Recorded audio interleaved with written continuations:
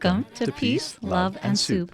Audio nourishment for the heart and mind with Brian Delaney And Tavé Fauché Drake.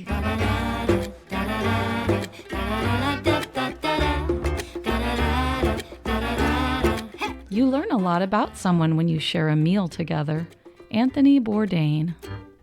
When the sun takes off her hat and she sinks into the sea, you can almost taste the oranges and reds, believe you me.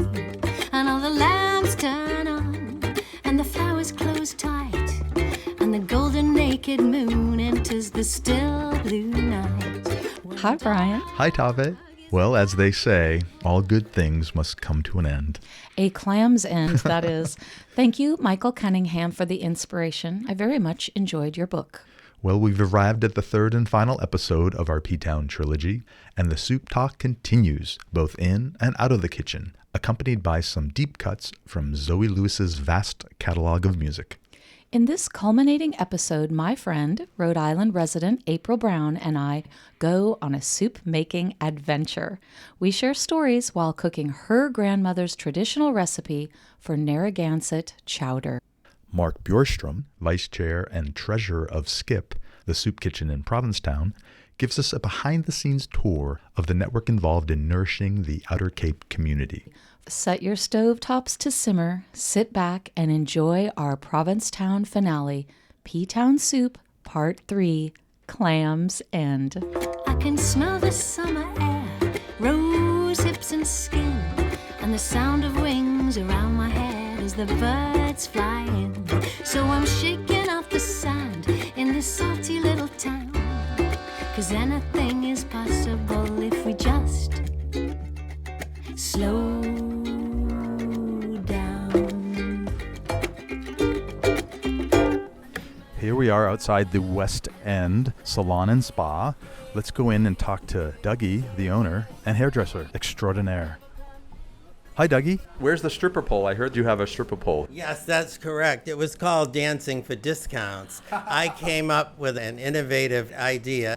I put up a stripper pole right here, anchored to the major beam in this old building. And for every minute you dance on the pole, you got $1 off your bill. Like this lovely lady here would have, if she had danced 20 minutes, would have got $20 off her bill. How much did she dance today? She hasn't danced yet, but she may at one point. But now I want to mention it has been replaced clearly by a disco ball. Does the dancing discount still apply? The dancing discount does not apply, and I'll finish my story by saying that we created so much of a ruckus in Provincetown and we stopped traffic that the town made me cease because I do not have an entertainment license. Let me just tell you this. Provincetown is a town where two 400-pound bald gay men can French kiss on the street, but you better not dance without a license. Beautiful. Wait, has this always been where the salon was located? Yes, the West End Salon has always been located at 155 Commercial Street. This is a beautiful store. So when I say clam chowder, what do you think? I think it Snow's clam chowder right out of the can, and you can mix it with a little milk and heat it up with some butter, and you could pass it off as the real thing. You can't beat it for the price, and you get a nice big can for 79 cents. Speaking of clams, fried clams was invented by a man named Chubby Woodman. And Chubby Woodman has a restaurant there in Essex, Mass. called Woodman's, but he's deceased. It's his great-grandson that's running it. Anyway, that's the story in Essex, Mass., which, as the crow flies, is not very far from Provincetown. Perfect. Thank you, Dougie. Thank you. Thank to you, all of thank you, thank you. Bye. When dawn is about to meet wolf, it's a beautifully dangerous time, and it feels like the edge of the world, and I feel so happy you're mine.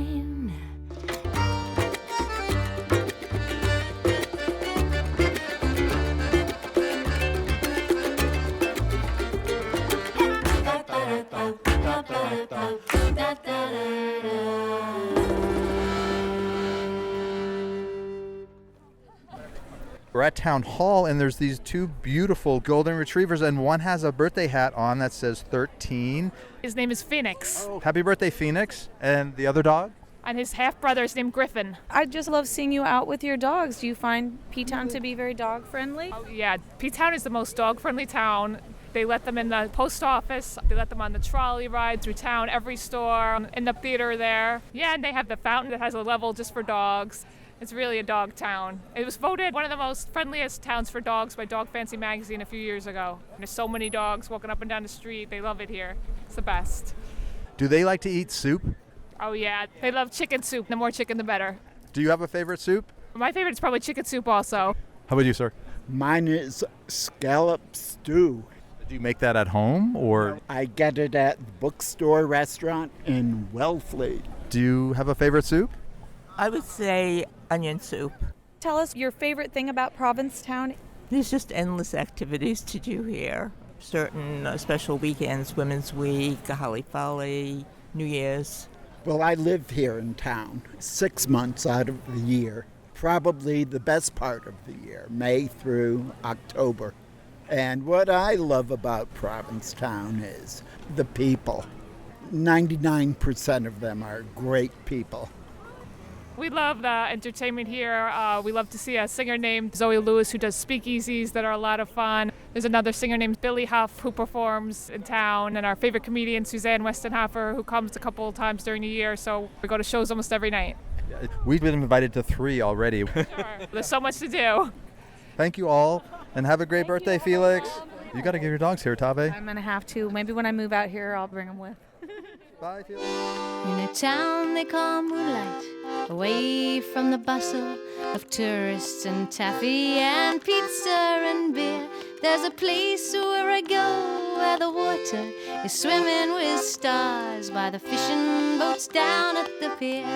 I'm not one for clubbing, I really must say. I feel much more like dancing when I'm underneath the Milky Way. Hold my hand on my heart if you like me, okay. Let's go squidding with the grandpas and boys. I'm really not kidding. It's full of summertime joys. I got ink on my hands and a jig on the line and enough in my bucket for dinner time. Let's go squidding with the grandpas and boys. We are talking to Mark Bjorstrom, the Vice Chair and Treasurer of the Soup Kitchen in Provincetown, also known as Skip. Welcome to Peace, Love, and Soup, Mark. Pleasure to be here. I'm so incredibly proud of Skip. I can talk for hours, but I promise not to. Thanks for being with us, and tell us about your organization and how it came into being. It's the Soup Kitchen in Provincetown, which is at the very end of the tip of Cape Cod in Massachusetts. We're a beloved organization which started as a soup kitchen 27 years ago, but now serves a full meal. Soup is always included, and we're famous for our local soups. We have 3 missions. The first is to offer a hot, nourishing meal. We serve about 100 a day, Monday through Friday, November 1st through April 30th. That's when the need kicks in. P-Town goes from a crowd of about 70,000 down to under 3,000, so a lot of folks aren't working. It's very seasonal. The other mission is serving as a point of community. The tip of the Cape can get a little desolate when it's off-season, so this gives folks a place to hang out and be with their friends. The community aspect of what we do is equally as important as the nourishment itself. The third part of our mission, we act as a referral to folks that come in that might need housing, information. They might need access to our senior center that's run by the actual town. So those are our 3 missions: food, community, and referral. Absolutely beautiful. Do you serve 3 meals a day? No, it's just lunch, Monday through Friday. We also serve on Thanksgiving and Christmas. And I will say this last Thanksgiving was over the top. We served over 200 folks. Oh, my God. Wow. We've got quite a following. We're not affiliated with any religious organization, but we have for the past 10 years worked out of the Methodist Church on Shank Painter Road. For those of you familiar with P-Town, we use their very large kitchen and their very large dining room with standing room only some days. Unfortunately, not being open year-round, we were not able to visit. And I have to ask you this. How many cooks are in the kitchen? Sometimes too many, right? How the old saying goes. So we only have 3 paid positions, and one of them is our executive chef, Bethany Marie Gregory. She's very well known in P-Town. So when the restaurant that she now owns and works closes down for the season, she pops right over. And then the chefs that are working under her are all volunteers. Normally the morning staff, 9:30 to 12:30, is for the folks that like to actually roll up their sleeves and chop, dice, slice, and make the meal. And then 11:30 to 2, the afternoon folks are the ones who love to be on the front line and serve it to our guests. That's normally when I volunteer. So we have one chef, but many helpers. And on that note, we clearly could not do what we do without our wonderful volunteers. We have about 80. They are a group that really cares. Well, what we found, and we interviewed people at the end of the summer, Tavé was like, oh my God, what is this town? It embraced me in a day. I'm like, yeah, that's Provincetown. So thrilled to hear you say that, Brian. There's no place else like it on earth. I know I'm a little bit biased, but it is such a welcoming, warm, hugely supportive environment. The town really goes out for us. An example of that is the first week in December. We hold what we call Super Saturday. We reach out to 30 of the restaurants in town. Many of them stay open until right after Christmas and then rolls up carpet and closes down. But they give us like 5 to 10 gallons of their signature soups, and we serve it in one of the restaurants downtown. And then across the way, we serve soup to go, also from those same restaurants. So they donate the soup, we serve it, and for $5, it's one of our largest fundraisers. It's just been a huge success, and we can't say enough about the support of our local restaurants. Can you expound a little more about the community you serve? Anyone's welcome. Everyone's welcome. We never ask questions. You know, P-Town doesn't have a huge homeless population, I think mostly because of weather in the winter. But there are some, and they know that they're welcome and can come for a good meal and talk to their friends. So folks come in. It might be their first time there. They might be a regular. And kind of reminds me of high school where people come in and they save seats for their friends. Remember that in the cafeteria days? Yes. Oh, yeah. But it's great, and we serve about 80 people 100 meals a day. The reason for that is we also have a takeaway meal. So if we have food left over, which we almost always plan for, folks can get seconds or take a meal to go. We also started a Friday takeaway so folks can take a nice meal with them for either a Saturday or Sunday. I love it so much. Toward the end of our season, the beginning of April, we'll pass out a survey and ask folks, what do they think? What else could we be doing? How else could we expand our mission? And one of the questions we ask is, where are you from? And as one would expect, about 70% are from P-Town. But then our neighboring towns of Truro and Wellfleet have a regular group that comes in. The other question that I ask on the survey is the meal that you get at Skip your only hot meal of the day? And about 50% say yes. So this could make the difference in a person's day or their week or their whole life. That's exactly how we feel. And I will tell you this, Tavé, it's the handwritten answers. People say, thank you, thank you. This is the best thing that's happened to P-Town in many, many years. We couldn't survive without you. You're always a smiling face, and the food is so good, and we really appreciate you. Reading that is so heartwarming. Oh, it's that personal touch. You know, it's people spending time with people. It is, and you know what? There's a lot of hugs in that room, and it's just been such a needed service, but such a gratifying one as well. I retired early 5 years ago, and my goal has always been to give back because I've been so fortunate in my life. You know, I was a bank executive. Coming from Manhattan, I didn't know what to expect. And then from day one as a volunteer, I just thought, oh, my God, this has been so incredibly important for me individually. I mean, I needed to be knocked down a few levels, I think. And people come in from all walks of life, and that's been the real pleasure and the real eye-opener for me. You mentioned how you came to Skip. Is there an average type of volunteer there? Very good question, Tavé. And I will say that, first of all, there's nothing ever average about P-Town. Well, I sort of suspected that, but I have to ask. You know, our guests are kind of aging out, but so are many of our volunteers. You know, the good news is many of our volunteers have been with us for well over 10 years. One of our founders, Diana Hardy, still volunteers, and she was there at the beginning 27 years ago. We do get a good influx of volunteers. Phil Franchini, who is now our chair, he's also our marketing guru. he reaches out through our website, but also we have a Facebook page. We have the P-Town community page. There are various ways to reach out to the community to let them know, hey, folks, we're going to be doing our volunteer orientation. We can always use more help. And people clamor in the doors because it's not just the service part of it, but everybody just has a hell of a good time. Well, if I ever move back to P-Town, I know where I'm going to volunteer. I know where I'm going to I'm eat. going to remember you said that, Brian. Yes, I'll be looking out for you. And I make soup, too, so hey. Hey. Absolutely.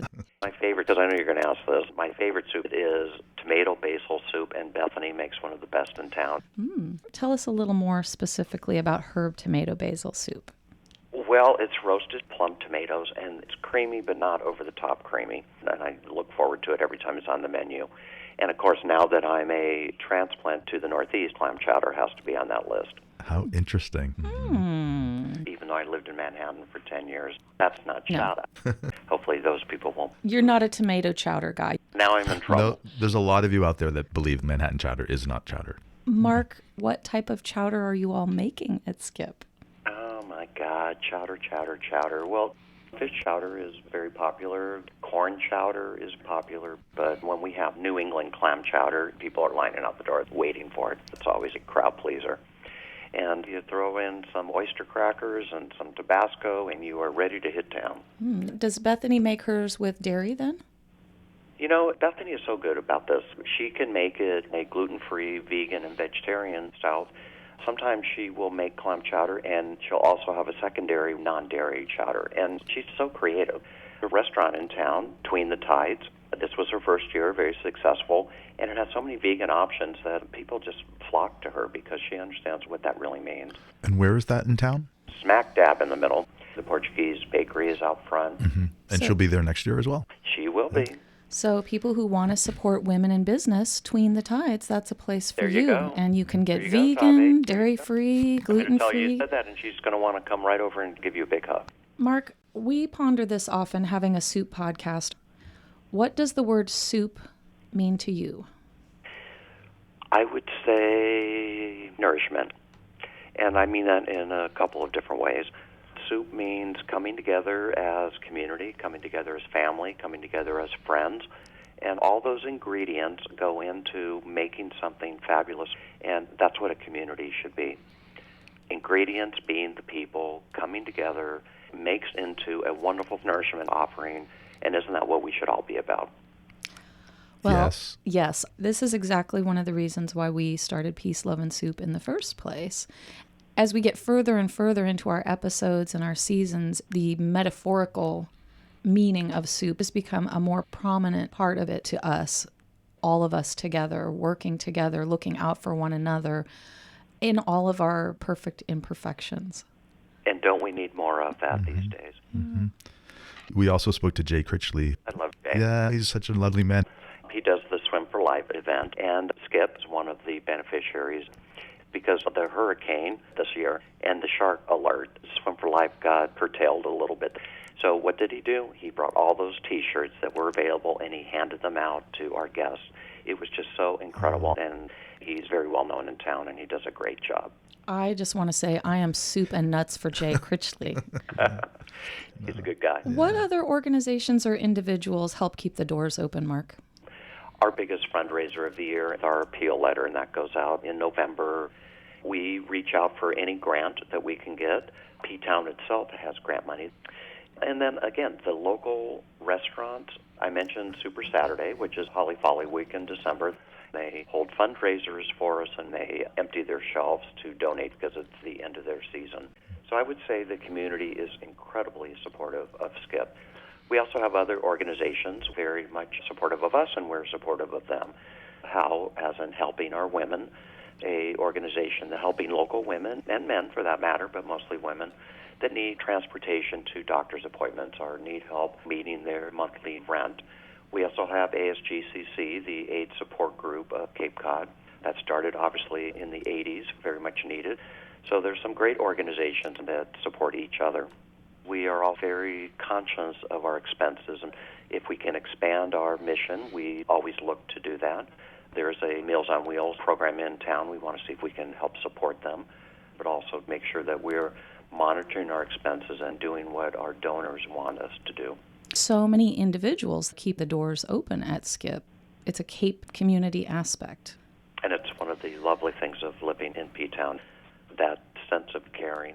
I mentioned earlier we work out of the Methodist Church. Reverend Jim Cox sadly passed away last year. And in the spirit of community, we are doing a scholarship for Cape Cod Community College in his name. And since he was from New Orleans, he wanted a big New Orleans type of memorial, and that's exactly what he got with a parade down Commercial Street. Really? So like a second line Mardi Gras style parade? It was a Mardi Gras memorial. Beads were being thrown and music was playing, and it wound up at the church with a huge feast. Any costumes? Well, if you're not familiar with P-Town, if there's any... Other costumes. And there were many. And Mark, please tell our listeners how they can find out more. Absolutely. It's skipfood.org, and you can find out more about our organization and just ways to contribute, whether it be financially or just volunteering. That's skipfood.org or skipfood.org. And people should know that every dollar they donate is going directly to strengthen the work that Skip does, which goes well beyond soup. Oh, Tavé, you're great. I'm going to hire you. There's so many things to donate to, and we want people to feel that if they donate to Skip, it's really going directly to helping folks that need it. As treasurer, I can tell you, is part and parcel of what we do. Mm-hmm. Again, we only have 3 paid positions, and they're part-time. Our executive chef, office administrator, Hillary, who's year-round but part-time, and our dishwasher, because we can't always get volunteers for the dishwashing part of it. And that's Didier. He's fabulous. He's been with us a couple of years. I would love to be a spokesperson for Skip, and I also enjoy doing dishes, so I can be a helper there. Oh, my God. Okay, I've got you on the list here. First of all, I just love your name. Thank you. Well, not your personal name, although I love that too. But peace, love it, and soup's just fabulous. I love it, and of course it fits right in with what we're going. So next time you guys are in town, video, we're all hams. Oh my goodness, we could have a follow-up live stream. Oh my God, we would love that. Totally. We would love that. Stephanie in the kitchen with Peace, love, and soup. that would be great. That's our dream for the show. It is, from our mouth to God's ear and also to yours. Since we're talking with you, Mark, we are actively looking to fundraise and pay an editor and that sort of thing. So if you know of people that are looking to support a wonderful entrepreneurial endeavor, Let's stay in touch. I really appreciate this opportunity to get not only our word out, but your word as well. thank you, Mark. We appreciate the work you and Skip do. I had such a wonderful time in Provincetown. It still fills my soul to this day, and I know I will be back. That just warms my heart to hear, and I can't wait to see you on Commercial Street. Thank you, Mark. Thank you, Tavé and Brian. Bye. Swirling around in the beautiful blue, somewhere between the equator and you, there's a tear in the sky where the albatross flew. Man and his madness makes nightmares come true. Unfortunately, this is so, and that's why I want you to know. There is an island the size of Texas, a floating island of piles and piles of plastic. It's simply drastic, it's not fantastic, because the fishes all eat plastic soup. And all the currents converge together, bringing plastic. It's catastrophic, it never breaks down, it's microscopic. And now the fishes all eat plastic soup. Do you want some soup? No. Would you like some soup? No. Fancy some soup? No. But we don't want your soup. Do you want some soup? No. Would you like some soup? No. We don't want your plastic soup. Did you know clams? Did you know clams are a member of the bivalve family, which also includes scallops, oysters, and mussels, which then comes under the larger umbrella of the mollusk world. They have 2 shells of equal size, connected by 2 adductor muscles, with a very powerful burrowing foot for rapid and effective digging. The animal can burrow deeply within sand, mud, and other substrates, including wood and rock. Whoa. They live in both freshwater and marine environments, varying from species to species, nation to nation. There are over 150 different edible species of clams in the world, but the greatest diversity of clams can be found right here in North America. Did you know clams have kidneys, a heart, a mouth, a stomach, and a nervous system? Many have a long siphon in which to breathe and feed when buried just below the surface to depths of up to 2 feet, so as to protect themselves from hungry predators. One species of auber clam, however, has been discovered in the Pacific Ocean at a depth of more than 16,000 feet. Wow. Did you know clams are a low-fat, high-protein seafood choice with an above-average amount of healthy minerals such as selenium, zinc, iron, magnesium, and B vitamins like niacin? In the fish market, clams have unique names for their varying sizes and species. The smallest legally harvestable clams are called count necks or peanuts. The next size up are little necks, then top necks. Above that are cherry stones, with the largest being called quahogs, or quahogs, where I come from. Did you know the quahog comes from the Narragansett word pequahawk? It is first mentioned in North American English in 1794. Tribes in the Northeast made valuable beads used as jewelry or currency called wampum, made from the shells, especially those purple in color. Fun fact, in Cape Cod and other New England areas, the crushed shells are used in paving parking lots and pathways. They are environmentally more sound than asphalt, provide nutrients to the soil, and make a more stable path than gravel. And finally, have you ever wondered where the idiom happy as a clam, meaning content or exceedingly happy, comes from? Well, originating in the early 19th century, the full phrase is happy as a clam at high tide. The idea behind this expression is that clams are safer or more secure and theoretically happiest when the ocean is at high tide and thus protected from predation by birds or famished beach-going humans. That would be me. Hey!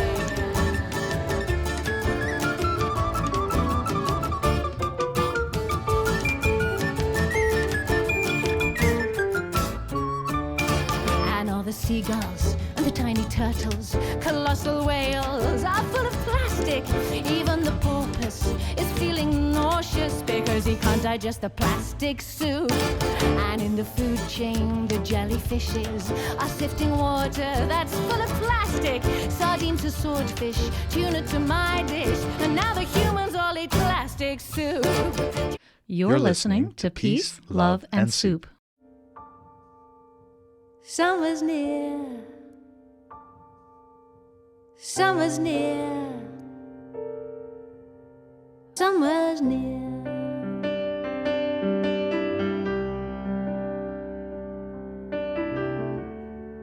Wake up your rowboats and your fishing poles. Open up the bottom drawer and grab your favorite clothes. Peace, Love, and Soup listeners, I'm here with April Brown. Welcome. It's a pleasure to be here. She is a writer and the director of the Langston Hughes Community Poetry Reading in Providence, Rhode Island. I'm so excited we're making my mom's chowder. We had a synchronicitous type of meeting. I overheard April talking about Narragansett chowder, and the hair just rose up on my arm. Chowder, yeah. And I remember saying, what kind of clam chowder are you talking about? Is that the one with the milk in it? That's not real New England clam chowder. April just got back from a trip to Ghana, and I have extended my stay showing our dedication to friendship and the soup-making process. Peace and love. That's my signature. And you said soup, and I said it's marriage made in heaven. We've got to do it. It's going to be a peace, love, and soup adventure. Here we go. Wow, it is happening here at the grocer's. Now, your mother gave you the recipe that we're going to be following. Yeah, this is the recipe that her Native American grandmother and great-grandmother would cook on the beach, and the whole family would come from all over Rhode Island, and it was a big to-do. What actually goes into the Narragansett chowder? All right, so it's potatoes, quahogs, slab bacon, garlic, onion, celery, bay leaves, and clam juice. Got it. Cool. There's clam juice here. And it's relatively local. It's Maine. We'll take it. Excuse us. Do you have slab bacon? Closest thing that you're going to get to that is pork belly. That's it. Like that right there. That's probably like Quarter pound? Yeah. And I'm being called to that smoked bacon. in the front. Yep, that right there. 3 slices about an inch thick. It's going to smell like something else in that kitchen, boy. It is. It's going to smell like the beach. What was it? April Brown here is going to teach us how to cook Narragansett chowder. That sounds phenomenal. If you're on the East Coast, you need to eat chowder. That's just how it is. I don't even know what to tell you. I mean, we're from RI. We love chowder. Hold on, excuse me.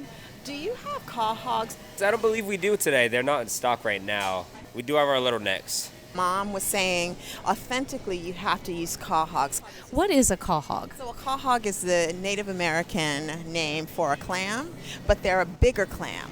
So we have to go to the seafood market.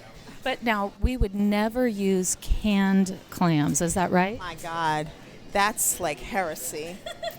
We are going to go to Captain's Catch that closes at 6 o'clock. Oh, heck, we better get there. So off to the fish market we go.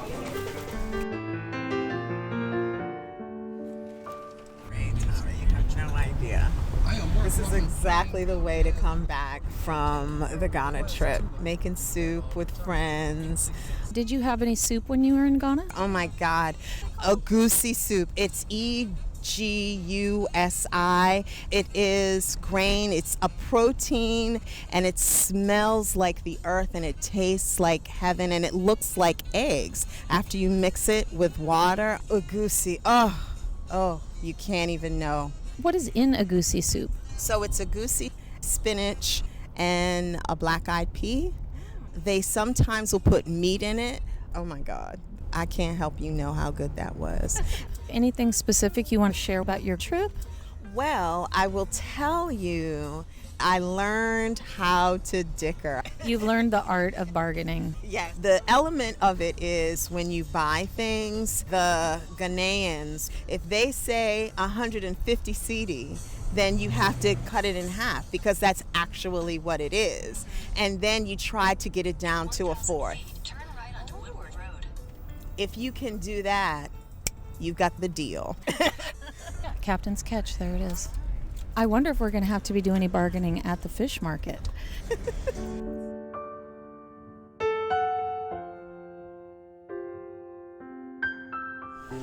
is my mother's favorite fish store. Look at those beauties. So those are the caw hog shells. It looks like the shell is about as large around as my fist. They're cleaner. There's not so much sand in it. I'm looking forward to not having a bunch of sand in my clams. Me too. How about that? How's it going tonight? Pretty good. How you doing? Pretty good. So we want to see if they have them already shucked in a container. Okay, let me just double check for you, okay? Yep. Just these 2 for today? Yes, please. Thank you. Have a great rest of your day. Success. So we got our already shucked caw hogs. You know what we forgot to get? White wine. Do we need to even have that for the recipe? It's funny. I put white wine in mine just a little bit because we're going to have that smoked bacon along with the pork belly. Mm-hmm. We're messing with the recipe already. Brian and I did all of our regular recording up in P-Town. I love P-Town. I used to do whale watching tours with students, and that's where we would start. And then, you go out into the Atlantic Ocean and you see these amazing whales. It was captivating. I love being in the water in Provincetown at the very edge, and the sun sets, and you feel as if you're communing with something very special. There's something about that place. It's really beautiful. I remember the last time I was there, something traumatic had happened, and I went there by myself, and it healed me. I think it's vibrational. I don't know. I had so much fun. I sat and I ate and I drank, and I was like, whew, I think I'm better now. That's really why I like this place. I love it. Yeah. I'm having a good time. I am too. We're going to get our wine, and then we are going to be all set to go home and start cooking and sipping.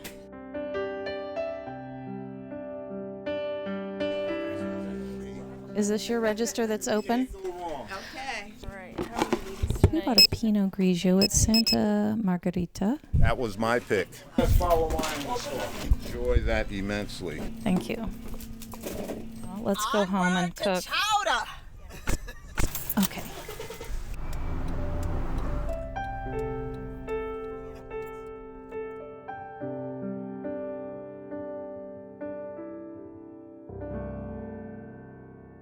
We are going to be making chowder in this centuries-old pot. This was my Grandma Brown's from her husband's grandmother, so it might be a couple of 100 years old.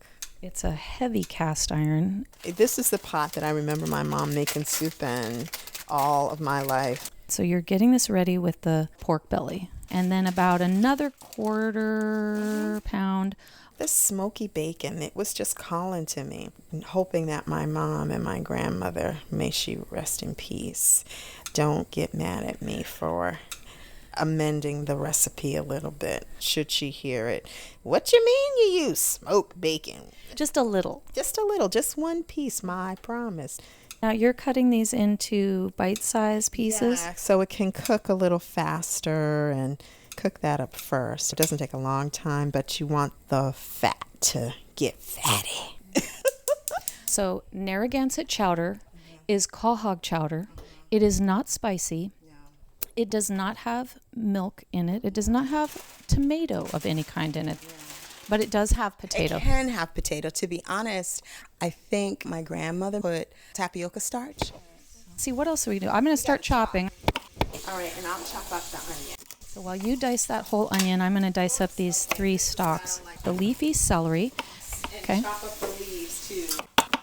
It's not like the leafy part's going to be a garnish. It's all just getting cooked in. All in there, yeah. This is not fancy cooking. This is country cooking. It's going to go in now? Oh, okay. It's a one-pot meal, I think. It is indeed. This is how you sustained a family. My grandmother, Gladys, came from a family of 13. And, you know, once the children got old enough, shoot, it's something that they could make, you know, old world cooking. All right, I'm going to throw these onions in here. Do the garlic. There we go. That snap crackle pop. Got to let the roots cook now. And now we're going to get that nice smell. That reduced down a little bit. Oh, shucky. Grandma, you see it? You happy? People said that she wasn't such a good cook, but I don't believe it, because there's just a way of showing love. My grandmother showed it when she would cook for us. My grandmother showed it when she would sing for us. She was such a happy person. She was my favorite person in the whole world. My mother's mother, she's from an immigrant Scandinavian family. People said she couldn't sing, and in church, she'd stand up and just belt it out. I love it. And then she had this sing-songy way of sort of talk singing old Shirley Temple songs to me. There was nothing more beautiful to me than her voice. Yep, I understand. And I think there's really something to be said for doing something you love and not being so critical of yourself that you stop doing it. You're right about that. Here's to our grandmothers and their cast iron skillets. I'm tearing up. While our roots and fat are reducing, we've washed off 3 potatoes about the size of your palm. Little white potatoes. You know, you keep the skin on them. Again, this isn't fancy cooking.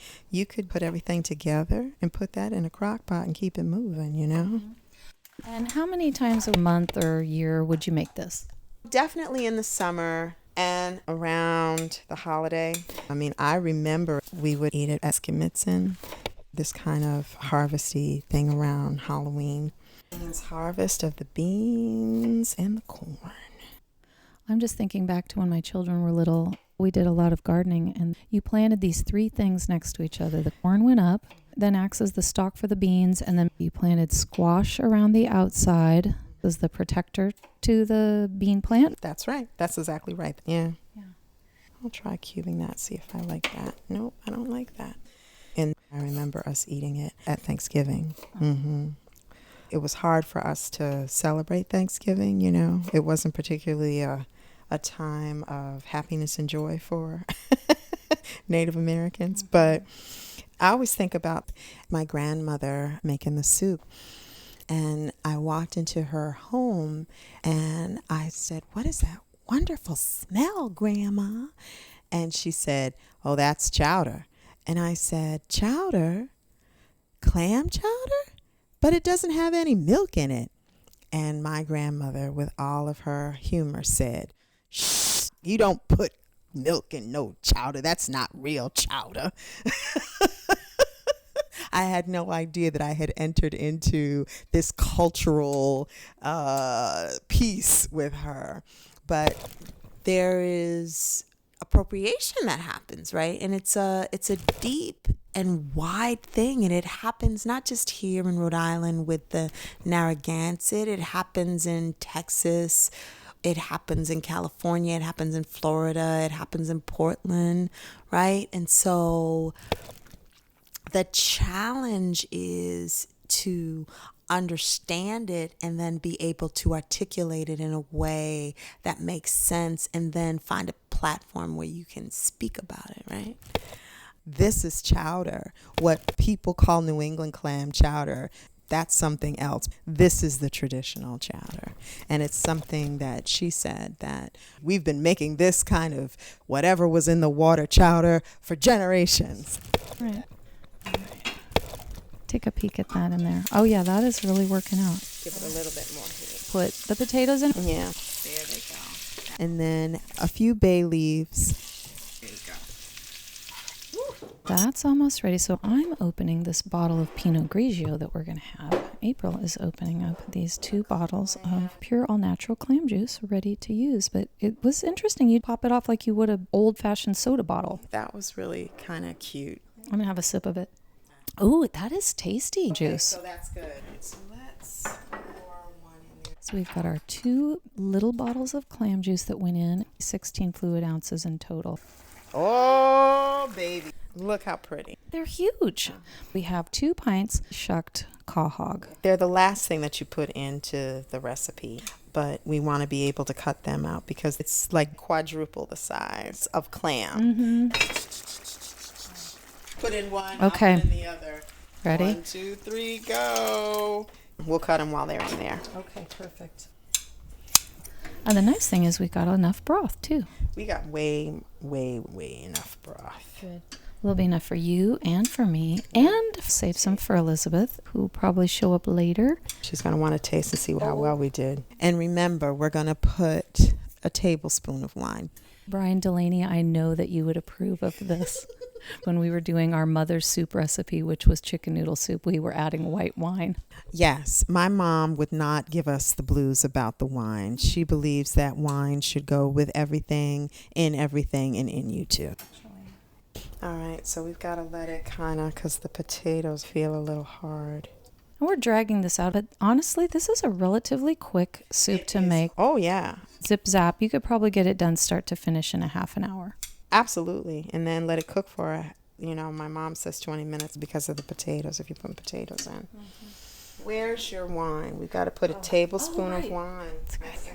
And then the pepper. We'll put some pepper in there. Okay. Ooh, that looks good. So we put in probably the equivalent of, I'm going to say a tablespoon of pepper and maybe a teaspoon of salt. Because there's salt in the quahogs, and the fat from the bacon is pretty salty. All right, so I want to taste what we're working with. Let's see what we did. Oh my goodness. Check it out. Oh, what? I know. Okay, so now let it sit for 20 minutes. Okay. Cheers. Yes. I think I'm feeling the fact that I've only been home for 24 hours. When you and I were talking a couple of months back, you said something that I found very profound. There is a preservation of culture in the way we eat and the way we understand ourselves.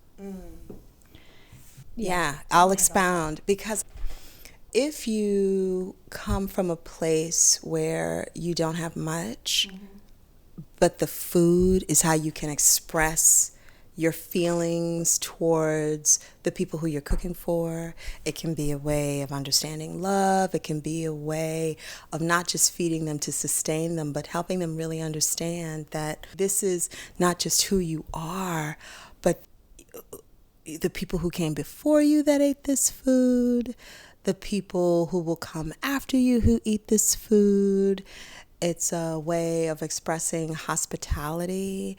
It's a way of showing how we sustain. And I think because we live in a world that's very fast-paced and we don't always eat our meals together, that we've kind of had that hiccup and disconnect around that. And so eating has become fast food, or it's become stuff you put in a microwave. And the idea of taking some fresh ingredients, putting it in a pot or a pan, and creating something magical and tasty is a real expression of how we, feel towards and react towards one another. And it's important. Yeah, it's important, right? To take time out to cook something for them. And it's a profound thing. It's a spiritual thing. Thank you. That was a gift to hear. Oh, sure. Oh, God, we better get... let's see. Let's look. I think we're probably close. This says 5 more minutes, so that's probably good. Let's see what we're working with. Okay, we let it cook for 15 minutes once we had absolutely everything going, and I think it might be perfect. Nice. Oh, my word. I just want to see the consistency of the potato. Because that's how you know whether or not it's done. My word, that's just beautiful. Mm-hmm. Tell us what you think. Note to our listeners, Elizabeth is upstairs. We've roped her into coming to taste the chowder. Thanks for being our tester. Elizabeth is known for speaking her mind. That's the New Yorker in me. All right. It smells good. It's got a different flavor than what I'm used to. We used to go to Fire Island, but you'd only get Manhattan or New England chowder. We've never had the clear until we moved here. I had it about 10 days ago, actually. You're kidding. Clear? Yeah. It's a Rhode Island chowder.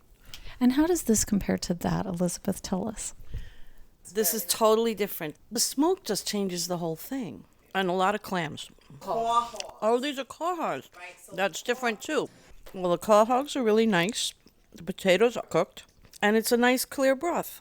Smoky, and it's salty from the ocean. You can taste that. Yep. Thank you. Oh, thank you. It's really nice. Are you salivating? Yeah, I realized I'm hungry. See ya. Gotta go. Thank you, Elizabeth. Pleasure. All right, I'm so excited. We have dished ourselves up some of this chowder, and it's steaming. It smells wonderful. Oh my gosh. April, tell us what you think. So, I'm going to be a little critical. It's a little salty. I think it's because we used the juice that the quahogs were in. So no salt needed when you're using your fresh quahogs with, what do we call it, ocean broth, ocean water? I know, the broth of the gods. If you're a savory lover, this is it. Oh, but the pepper, that's everything, right? I think that always brings out a little extra something with seafood as well as potato. Mm-hmm. Mm. Here's always the thing. So when you eat soup the first night, you're like, then the second day, I think it's going to be outstanding. Yeah. So this is going to be the second day soup because everything is going to settle into the broth and yeah. So I'll tell you actually what I like. Actually, I just like all of it. I could eat this broth every single day. It's rich. Those quahogs gave us so much. Yeah. Even when we cut them up, they're bigger than a regular clam is, and so you really get a bite of that meat. It's very satisfying. It makes me feel nourished and cared for. We did it. Gladys Irene Smith would be proud of us. Thank you so much for having me, Tavé. It's been a joy to spend this time with you. I'm a little vulnerable, a little jet-lagged, but I'm going to try not to cry. It's been a joy. It's been an absolute joy, and I thank you so much for inviting me to be a part of this podcast. April Brown, it has been nothing but an absolute pleasure to spend my last day here in New England and your first day home from Ghana. I'm just so thrilled. And to all of our Peace, Love, and Soup listeners, thanks for sharing the table with us today.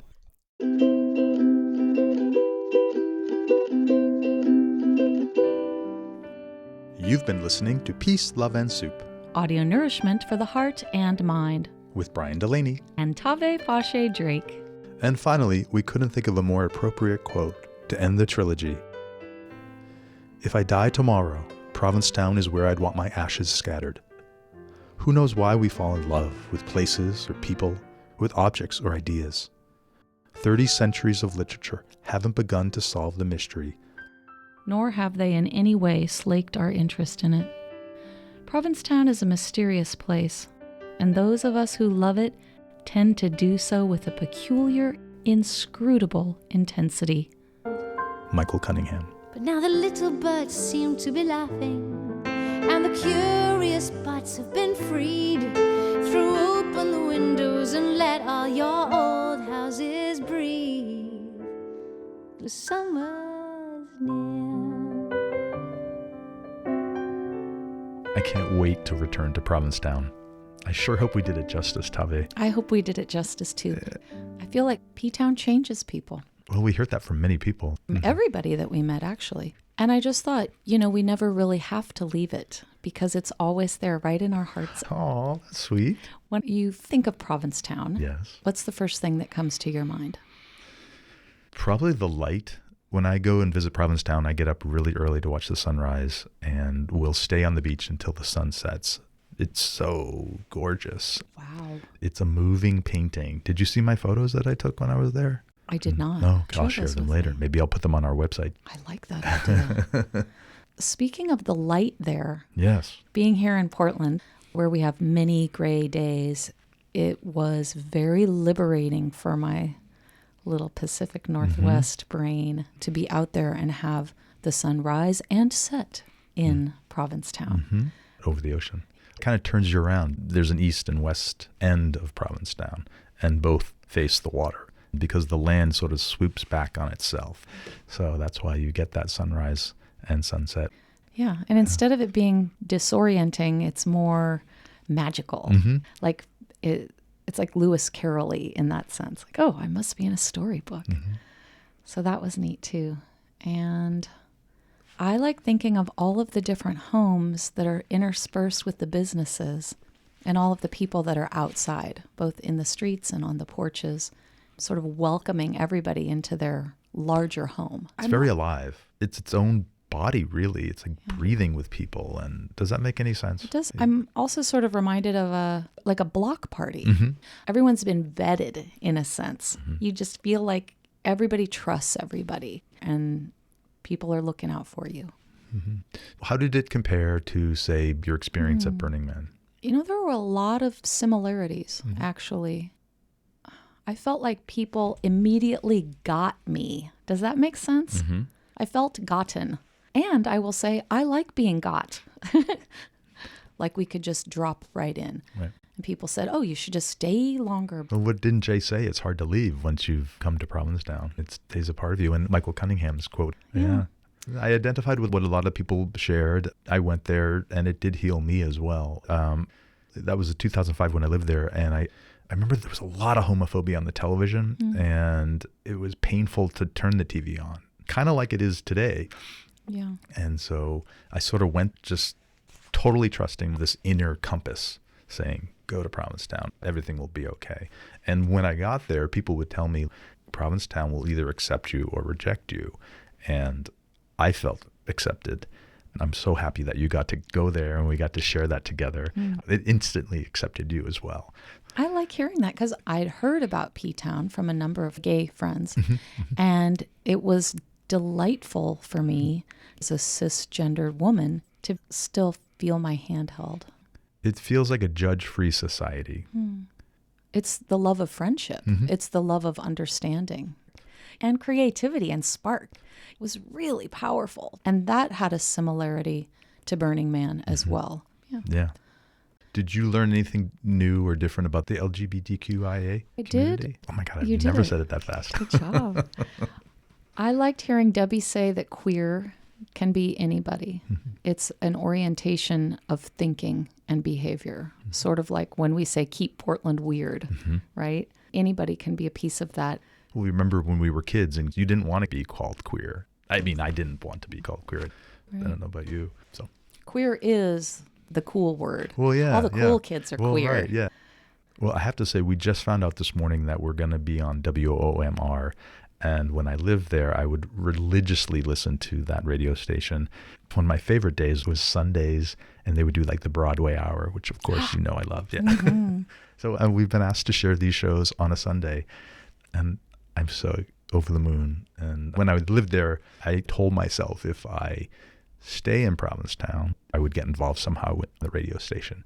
So cut to 15 years later. And here you are. Finally got there. Here we are. It took moving to the West Coast to get on the East Coast radio. Well, thanks for bringing me along for that ride. No, It's sure a please. fun trip. I love it. I hope you go back I would like to take Girl Haggard Band. and even bark the streets. It's work, but I bet you'd have a fun time meeting people that way too. I've learned many a trick from drag queens. They've got a real dialed in performance ethic and experience, and should probably be teaching things in the junior high and high school level for how to really lead, honestly. Yeah. And I'm curious what P-Town's going to be like in another 10 or 20 years. Me too. You know? What about Portland? Well, good God. What about Portland, right? Where are we going to be in 10 years? Probably P-Town.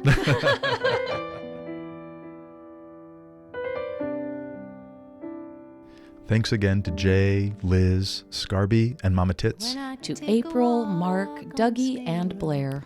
To Debbie, Kelius, and the many Michaels we met at the William Scott Gallery. And to the fine officers, friendly dogs, and those who namelessly contributed their voices to this trilogy.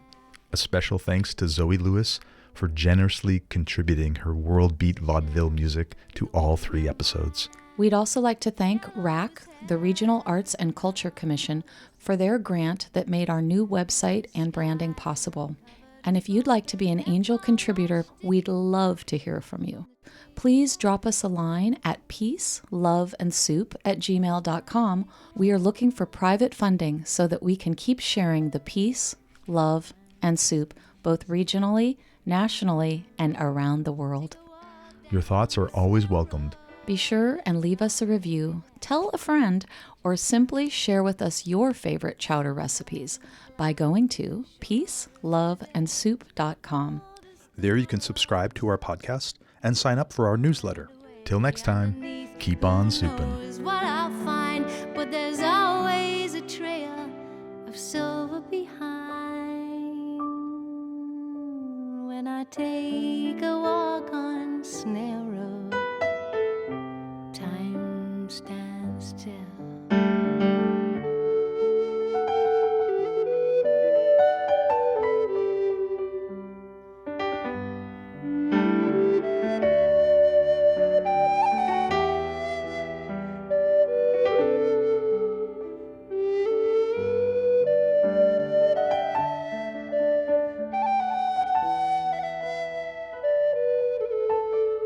Thank you for listening to Peace, Love, and Soup.